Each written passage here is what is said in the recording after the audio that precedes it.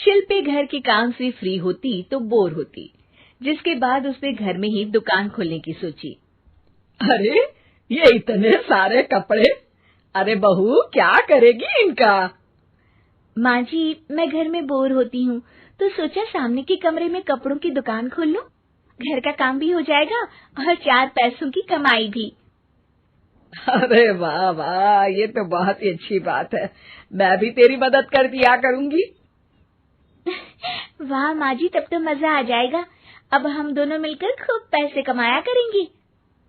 अब क्या था, सास बहू का काम चल पड़ा। एक दिन, अरे राकेश की माँ, सुनती हो? कहाँ चली गई? भूख के मारे पेट में चूहे कूद रहे हैं। अरे नंदिनी, कहाँ हो? भूख लग रही है। पापा कहाँ है माँ? पता नहीं बेटा, भूख लग रही है। आज तो किसी ने चाय भी नहीं पूछी। तभी सास बहू घर के अंदर ढेर सारे सामान के साथ आती हैं और वो भी हंसती हुई। अरे वाह बहू, ये तो बड़ी अच्छी मार्केट दिखाई तूने। बड़ा ही सस्ता सामान था। हाँ माँ जी, और ये सामान हम डबल पैसों में बेचेंगे, मजा आ जाएगा। अरे बहू, भूख लग रही है, कुछ खाने को दे दे। माँ क्या बात है, आज किसी ने पापा को चाय भी नहीं दी? अरे बेटा, अब 40 साल में तेरे पापा ने क्या चाय बनाना भी नहीं सीखा?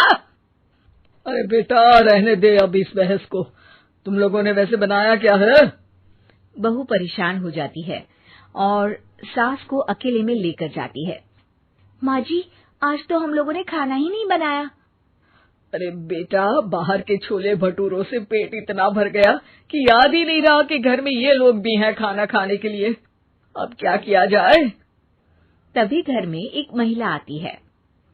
जी, वो सुना है आप लोगों की यहाँ साड़ी बिकती है, जरा दिखाएंगे क्या? हाँ हाँ, क्यों नहीं। माँ जी, आप इन्हें साड़ी दिखाइए, मैं तब तक पिताजी और इनके लिए खाने का इंतजाम करती हूँ। सास उस औरत को लेकर सामने वाले कमरे में चली जाती है, जहाँ उन लोगों ने दुकान खोली थी। वहीं बहू भी किचन में चली जाती है। अब इतनी जल्दी क्या बनाऊं? पापा जी तो खाने के लिए भी बैठ गए हैं। आइडिया, मैं खाना बाहर से ही ऑर्डर कर देती हूँ। थोड़ी देर में खाना आ जाता है और बहू टेबल पर खाना लगा देती है। हे भगवान, कितनी कड़वी दाल बनाई है बेटा। नहीं नहीं पिताजी, वो। क्या बात है नंदिनी, रोटी तो चबाई ही नहीं जा रही है, लग रहा है रबड़ खा रहा हूँ।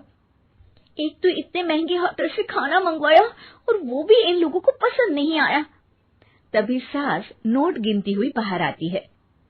वाह माँ जी, बड़ी कमाई हुई लगती है। हाँ, मैंने वो 2000 वाली साड़ी 3000 में बेच दी। अरे वाह माँ जी। दोनों सास बहू बहुत खुश हो जाती हैं। मेरे पेट में ना बेटा जोर का दर्द हो रहा है। अरे माँ, क्या हुआ? पेट में दर्द? बाहर का कुछ खाया था क्या? मैदा तो नहीं खा लिया? मैंने छोले भटूरे खाए थे। माँ क्यों खाए?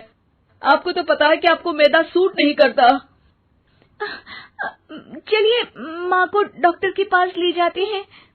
तभी अंदर से पापा की आवाज आती है। हे भगवान, मेरा तो पेट खराब हो गया। सब पिताजी के पास जाते हैं। पिताजी, आपको क्या हुआ? खाना बासी था शायद। अरे पिताजी, नंदिनी जानती है कि बासी खाने से आपकी तबीयत खराब हो जाती है, तो वो ऐसा क्यों देगी, है ना नंदिनी? वो खाना मैंने बाहर से ऑर्डर किया था। मैं और माँ दुकान का सामान लेने गए थे, इसलिए खाना नहीं बना पाए। क्या नंदिनी, दुकान के चक्कर में तुमने तो सारे घर का हाल बिगाड़ रखा है। चलो अब माँ और पापा को लेकर अस्पताल चलते हैं। अस्पताल में जाने पर डॉक्टर कहते हैं, हाँ, इन दोनों को तो एक दिन के लिए एडमिट करना पड़ेगा। क्या? क्यों? पेट ही तो खराब है ना। हाँ, तो घर ले जाइए ना, अगर लग रहा है कि कोई बड़ी बात नहीं है और हम सिर्फ पैसा कमाने के लिए इन लोगों को एडमिट कर रहे हैं। नर्स, जरा इन लोगों को बिल तो दे देना। चलिए, मैं आप लोगों को पैकेज हित समझा देती हूँ। जब बहू के हाथ में बिल आता है, हे भगवान, 60,000 रुपए! इतना तो मैंने कमाया भी ना था। अब समझ गई कि कमाई के चक्कर में घर के लोगों की सेहत के साथ मैं खिलवाड़ कर रही थी।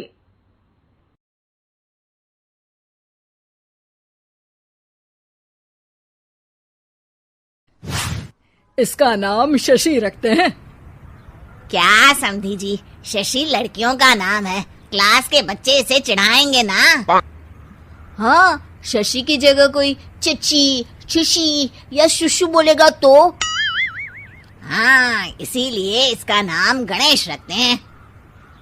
अरे समधी जी, बच्चे की काया तो देखो, दुबला पतला है एकदम। गणेश जी तो मजबूत कद काठी के थे, अपना बच्चा तो सिंगल हड्डी है। ये नाम जमेगा नहीं इस पर। हाँ, भैया की बेटी का नाम थोड़ा मॉडर्न रखती हैं, जैसे रॉकी। रॉकी? रॉकी तो हमारे डॉग का नाम है। अगर ऐसा ही नाम रखना है तो शेरू रख लो। आप लोग कुछ भी बोल रहे हैं। अरे कुछ भी बोलना, रॉकी बोलने से तो बेहतर ही है ना। किरण और रवि को पहला बच्चा हुआ था। दोनों के ही परिवार वाले उस बच्चे का नाम रखने के लिए पूरा जोर लगा रहे थे। 3 महीनों से ये लड़ाई चल रही थी, मगर कोई भी एक ढंग का नाम नहीं रख पाए थे। किरण और रवि इस बात से बहुत परेशान थे, लेकिन परिवार के लोगों के सामने कुछ बोलते भी नहीं थे। दामाद जी पे गया है बेटा, उनका नाम रवि है तो इसका नाम शनि रख देते हैं। शनि देव रवि, यानी सूर्य के ही तो बेटे थे ना। अरे समधन जी, आपने अकल चोर बाजार में बेच दी है क्या? शनि कैसा नाम है? ऐसे तो आप आगे आने वाले बच्चों के नाम साढ़े साती और दैया रख देंगे। हैं? अरे जबान संभाल कर बात कीजिए। और आप भी जबान संभाल कर नाम बताइए। शनि नाम रखोगी तो कोई भी इस पर तेल डालकर चला जाएगा। किरण के सब्र का बांध टूट रहा था। बच्चे पे पहला हक उसकी माँ का होना चाहिए, है कि नहीं? नाम मुझे रखना था, लेकिन सब लोग मिलकर नाम रखना चाहते हैं। ऐसा लग रहा है कि सब लोग लूडो खेल रहे हैं, कौन पहले नाम रखेगा बच्चे का। बात तो सही कह रही हो तुम, लेकिन तुमने क्या नाम सोचा है किरण? टाइगर। अरे यार किरण, माना कि तुमको टाइगर श्रॉफ पसंद है, पर बच्चे का नाम थोड़ी ना रख देंगे। ऐसे तो मुझे मोगेम्बो पसंद है, तो क्या बच्चे का नाम मोगेम्बो रख दूंगा?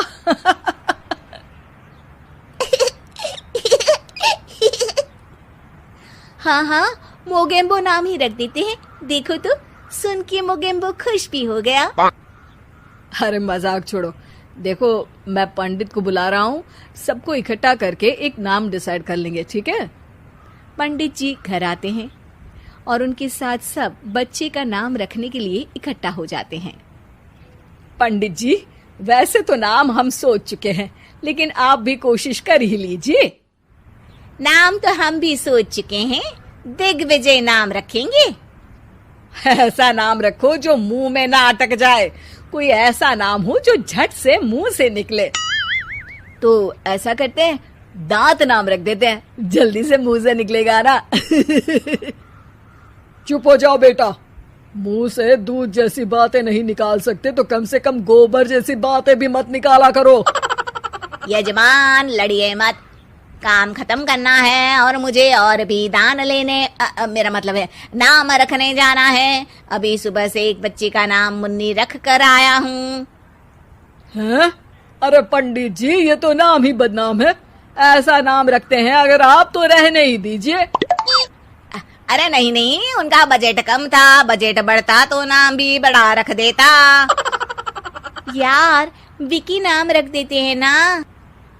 अरे यार, आप ये रॉकी, विकी, आलू टिक्की, काजू चिकी जैसे नाम क्यों रखना चाहती हो इसका? ये बच्चा है, कोई खाने की चीज थोड़ी ना है। हम इस बच्चे का नाम मनहूस रख देते हैं। अरे क्यों? इसके आते ही कितनी लड़ाइयां हो रही हैं घर में। चुप रहो बहू, बच्चे के लिए गुस्से में कुछ भी मत बोला करो। आप मेरी बेटी से अच्छे से बात कीजिए। हाँ हाँ हाँ करती हूँ। श्री श्री 1008 बहुदेवी जी, कृपया करके क्रोधित होकर शिशु के बारे में बुरे शब्दों के प्रयोग से बचें। अरे मेरी लड़की को ताने मत मारिए आप। तो फिर कोई गाना ही मार दूं? बताइए कौन सा गाना मारूं? कुछ कुछ होता है या फिर दिल तो पागल है? आपसे तो मुंह मिलाना ही बेवकूफी है। सब लोग नाम को लेकर बहस करने लगते हैं। इस शोर शराबे से परेशान पंडित जी बोल पड़ते हैं। लड़के का नाम रखने में मत होइए परेशान, मेरे पास है इसका एक समाधान। ना लड़के वालों की ना लड़की वालों की मर्जी चलेगी। नाम बच्चे का वही होगा जो पहला शब्द उसकी जुबान बोलेगी। सब पंडित जी के इस उपाय को मान लेते हैं और सब बच्चे के आसपास खड़े होकर बोलने का इंतजार करते हैं। बच्चा थोड़ी देर में बोल उठता है। ना ना। मामा बोला, मामा बोला। तो क्या इसका नाम मामा ही रख दें? बात तो यही हुई थी कि जो पहली बात बच्चे के मुंह से निकलेगी वही रख देंगे। बस पंडित जी ने बच्चे का नाम मामा रख के सबको मामू बना दिया। उस दिन के बाद से उस बच्चे का नाम पड़ गया मामा शर्मा। सब इस नाम पे बहुत पछताए, लेकिन अब पछताए क्या हो जब नाम पड़ गया मामा। शिक्षा, कोई भी जरूरी काम शांति से मिलकर करना चाहिए, वरना अनचाहे परिणाम के साथ समझौता करना पड़ता है। बंजारन बहू। कमला एक बहुत स्वार्थी महिला है। उसने पैसों के लिए एक ऐसे इंसान से शादी की जो पहले से शादीशुदा और एक बच्चे का पिता भी था। कमला के पति को मरे हुए एक अरसा बीत गया है। अब वो अपने सौतेले बेटे वैभव के साथ रहती है।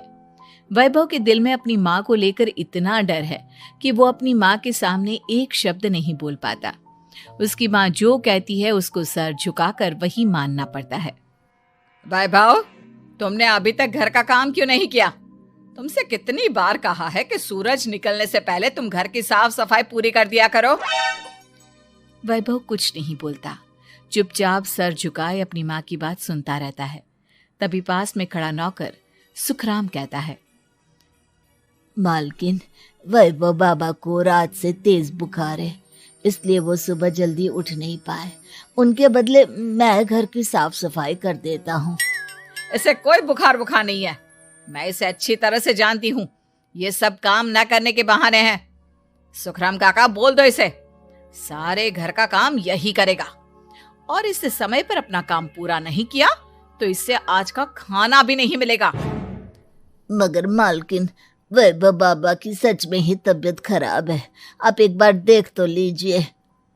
कमला बिना कुछ बोले वहां से चली गई और बेचारा वैभव तेज बुखार में भी काम करता रहा। कमला वैभव की शादी एक ऐसी लड़की से कराना चाहती थी जो अनपढ़ हो, और कमला से इसी तरह डरे जिस तरह वैभव डरता है, ताकि वैभव की सारी जायदाद और धन दौलत उसकी मुट्ठी में रहे। लेकिन आज के जमाने में ऐसी लड़की मिलना मुश्किल है। कमला कार में यही सब कुछ सोचती जा रही थी कि तभी रास्ते में, अरे ड्राइवर, तुमने कार क्यों रोक दी? और ये इतना शोर कैसा? मैडम, आगे कुछ बंजारों का खेल चल रहा है, इसलिए भीड़ लगी है। मैं अभी भीड़ को साइड में करवाकर कार निकालता हूँ। ड्राइवर भीड़ को साइड करके कार निकालने की कोशिश करने लगा कि तभी कमला की नजर रस्सी पर चल रही एक फुलवा नाम की बंजारन पर पड़ी। क्यों ना मैं इस बंजारन की शादी वैभव से करा दूं? ये तो अनपढ़ लग रही है, मेरे पैरों तले दबकर भी रहेगी। मुझे अभी इसके माँ बाप से बात करनी होगी। ये सोचकर कमला ने उन बंजारों से बात की और उन्हें शाम को अपने घर बुलाया। फुलवा के माता पिता वहां उसे लेकर आ गए। उन्होंने इतना आलीशान घर पहले कभी नहीं देखा था। अच्छा हुआ आप लोग आ गए। देखिए, मुझे घुमा फिरा कर बात करने की आदत नहीं है, इसलिए सीधे सीधे मुद्दे पर आती हूँ। मुझे आपकी बेटी बहुत पसंद है। मैं अपने इकलौते बेटे की शादी आपकी बेटी फुलवा से कराना चाहती हूँ। इसके बदले में आप जो चाहो वो ले सकती हैं। तभी फुलवा की माँ कहती है, ये क्या कह रही है मैम साहब, कहीं आप हमारी गरीबी का मजाक तो नहीं उड़ा रही ना? आप मेरे बेटे से मिल लो। अगर आपको मेरा बेटा पसंद आता है तो मैं कल से ही शादी की तैयारी शुरू कर दूंगी। सुखराम, सुखराम, वैभव को लेकर आओ। फुलवा अपनी माँ के कान में फुसफुसाती है, माँ कहीं इस मेम साहब का छोरा पागल तो ना है? फुलवा अपनी माँ से बात कर रही होती है कि वैभव वहां आता है। फुलवा उसे देखती ही रह जाती है और उसके माता पिता उसकी शादी तय कर देते हैं। शादी वाले दिन किसी को फुलवा और वैभव की बेमेल विवाह की बात समझ में नहीं आती। फिर भी एक औरत कमला से पूछ ही लेती है, कमला जी, आपने अपने इकलौते बेटे की शादी देहाती गवार से क्यों करा दी? ये बंजारन आपके घर की बहू बनने लायक तो नहीं है। कम से कम अपने स्टेटस का ही ख्याल कर लिया होता। बहू तो अपने टक्कर की लाती, आपने तो बंजारन को ही बहू बना लिया। अब कमला को समझ में नहीं आ रहा था कि इस बात का क्या जवाब दे। वो कुछ देर चुप रही और सोच समझ कर कहती है, बहन जी, आपको तो पता है आजकल के बच्चे किसी की बात कहाँ सुनते हैं। मैं तो अपनी बहू एक पढ़ी लिखी और अपनी सोसाइटी की ही ढूंढ रही थी। लेकिन मेरे बेटे ने मेरे सामने इस बंजारन को लाकर खड़ा कर दिया। बोला कि मैं शादी करूंगा तो इसी से। अब भला मैं क्या करती, मुझे अपने बेटे के सामने झुकना ही पड़ा। कमला की ये बातें सुखराम भी सुन रहा था। उसने ये सारी बातें वैभव को जाकर बता दी। काका, मैं तो फुलवा को जानता भी नहीं, फिर माँ मेरे बारे में झूठ क्यों कह रही है? अरे बेटा, तुम कितने भोले हो, तुम्हें कुछ भी नहीं पता। तुम्हारे पिता अपनी सारी संपत्ति तुम्हारे नाम करके गए हैं। तुम्हारी माँ नहीं चाहती कि ये संपत्ति तुम्हें मिले, इसलिए उन्होंने तुम्हारी अनपढ़ लड़की से शादी करवाई ताकि तुम्हारी तरह वो भी अपने हक के लिए आवाज ना उठा सके। सुखराम काका, मैं क्या करूं, आप ही बताओ। माँ के सामने आते ही मेरे हाथ पैर कांपने लगते हैं। मैं माँ को कुछ भी नहीं कह पाता। वे दोनों बात कर ही रहे थे कि अचानक कमला वहां गई। कमला को देखकर दोनों घबरा गए। तुम दोनों फिर कभी बातें कर लेना, अभी फेरों का समय हो गया है, चलो जल्दी आओ। इस तरह फुलवा और वैभव की शादी हो गई। अगले दिन कमला ने फुलवा को बुलाया और उसे नसीहत देने लगी। देख बंजारन, तुझे मैंने अपनी बहू बना तो लिया है, लेकिन तुझे इस घर में आंख कान मुंह बंद करके रहना होगा। घर का काम कर और अपने पति से मतलब रख, समझी? कमला का ऐसा रवैया फुलवा को बिल्कुल समझ में नहीं आया। उसने वैभव से इस बारे में बात की। सुनिए ना, माँ जी ने जिस तरह मुझसे बात की मुझे अच्छा नहीं लगा। शादी से पहले तो वो मुझसे बहुत अच्छे से बात कर रही थी, लेकिन शादी के बाद उन्हें क्या हो गया? तुम ज्यादा मत सोचो, जैसा माँ कहती है वैसा ही करो। ये कहकर वैभव वहां से चला गया। अगले दिन वैभव को घर के नौकरों की तरह काम करता देख फुलवा को बहुत हैरानी हुई। फुलवा ने इस बारे में सुखराम काका से बात की तो सुखराम काका ने फुलवा को सारी बात बता दी। अब फुलवा को समझ में आ गया कि उसकी सास ने एक बंजारन को बहू क्यों बनाया। एक दिन वैभव घर का काम कर रहा था, तभी उससे कांच की प्लेट टूट गई। किसने गिराई ये कांच की प्लेट? वैभव को वहां खड़ा देख कमला ने छड़ी से उसे मारना शुरू कर दिया। उसके पैर में कांच चुभ गया और खून बहने लगा, लेकिन फिर भी कमला उसे मारे जा रही थी। ये देखकर फुलवा ने कमला के हाथ से छड़ी छीन ली और तोड़कर फेंक दी। बंजारन, तेरी इतनी हिम्मत, तूने मेरे हाथ से छड़ी छीनी? कमला फुलवा को थप्पड़ मारने ही वाली थी कि फुलवा उसका हाथ पकड़ लेती है। ओ सस माँ, मैंने मॉम की गुड़िया ना समझ लियो। बंजारन हो बंजारन, ईंट का जवाब पत्थर से देना जानती हूँ। आज के बाद मेरे या वैभव जी के ऊपर हाथ उठाने की सोचियो भी ना, समझी ससु माँ? ये कहकर फुलवा वैभव को लेकर वहां से चली गई। उसने वैभव के पैर पर पट्टी बांधी, उसके आंसू पोंछे। वैभव ने पहली बार किसी के दिल में अपने लिए इतना प्यार महसूस किया। अब फुलवा वैभव का हर काम में हाथ बटाती, उसका बहुत ख्याल रखती। इस तरह दोनों बहुत ज्यादा नजदीक आ गए। वहीं दूसरी ओर कमला सारी जायदाद अपने नाम करने की साजिश करने लगी। और एक दिन, वैभव, वैभव, जल्दी बाहर आओ। कमला की आवाज सुनकर वैभव और फुलवा अपने कमरे से बाहर आ गए। जी माँ, आपने बुलाया? ये ले, इन कागजों पर साइन कर दे। वैभव कागजों पर साइन करने ही वाला था कि फुलवा वैभव के हाथ से पेन छीनकर कहती है, ना वैभव जी, आप इस पर हस्ताक्षर नहीं करेंगे। आओ बंजारन, मैं तुझसे बात नहीं कर रही। ये बात मेरे और मेरे बेटे के बीच की है। चुपचाप पेन दे दे, नहीं तो तेरी खाल उधेड़ लूंगी। सासू माँ, बंजारन की खाल इतनी भी ढीली ना होवे कि कोई भी उधेड़ लेवे। जो यकीन ना आता हो तो देख ले उतार के। और हाँ, बंजारन जरूर हूँ, पर अनपढ़ ना हूँ। मन्ने भी पता है कि किसी भी कागज पर साइन करने से पहले उसे अच्छी तरह पढ़ लेवे हैं। पेन देती है या नहीं? ये कहकर कमला फुलवा को मारने आई तो फुलवा ने कमला को धक्का दे दिया और वो नीचे गिर गई। कमला डरकर वहां से भाग गई। अब फुलवा ने वो कागज उठाए और वैभव के साथ सीधा वकील के पास चली गई। वकील ने वो कागज देखे और फुलवा को बताया, वैभव के पिता की सारी जायदाद और संपत्ति वैभव के नाम है, लेकिन वैभव की सौतेली माँ इस संपत्ति को अपने नाम कराना चाहती है, इसलिए इन कागजों पर वो साइन करा रही थी। तो अब हमें क्या करना चाहिए वकील साहब? वकील ने फुलवा और वैभव को सब कुछ अच्छी तरह से समझा दिया। अब दोनों घर पर पुलिस को लेकर पहुंचे। कमला पुलिस को देखकर घबरा गई। पुलिस ने कहा, आपके नाम की कंप्लेंट हुई है, आपको हमारे साथ थाने चलना होगा। कंप्लेंट? कैसे कंप्लेंट? आप अपने सौतेले बेटे पर बहुत अत्याचार करती हो, धोखे से सारी जायदाद अपने नाम करा रही थी। अब नहीं इंस्पेक्टर साहब, जरूर ये मेरी बहू की कोई साजिश है, इसने गलत कंप्लेंट की है। मैडम, शिकायत आपकी बहू ने नहीं बल्कि आपके बेटे वैभव ने की है। कमला वैभव का नाम सुनकर दंग रह गई। जिस बेटे ने कभी उसके सामने सर नहीं उठाया था, आज वही बेटा उसके सामने पुलिस को ले आया है। वैभव, तुम्हारी इतनी हिम्मत कि तुम पुलिस को ले आए?